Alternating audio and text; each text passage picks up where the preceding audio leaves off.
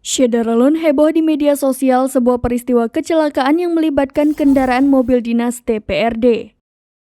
Kecelakaan tersebut mengakibatkan satu orang meninggal dunia. Korban meninggal merupakan gadis remaja. Korban mengendarai motor tabrakan dengan mobil DPRD saat hendak menyalip kendaraan lain.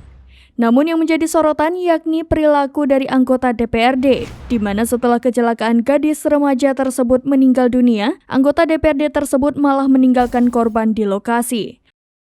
Hal tersebut dilakukannya karena mengejar jadwal pesawat.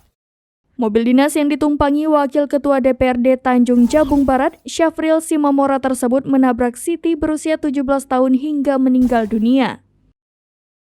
Sementara korban lainnya, Dea berusia 18 tahun cedera serius dan dilarikan ke rumah sakit di kota Jambi. Peristiwa tersebut terjadi di Jalan Lintas Jambi Kuala Tungkal, Kelurahan Simpang Tuan, Kecamatan Mendahara Ulu, Kabupaten Tanjung Jabung Timur, sekitar pukul 13 waktu Indonesia Barat pada Kamis 30 Maret 2023. Pengemudi mobil dinas, Misrani berusia 47 tahun menabrak dua remaja putri tersebut. Kasat Lantas Polres Tanjab Timur, Agung Prasetyo Sugiono membenarkan peristiwa tersebut pada Jumat 31 Maret 2023.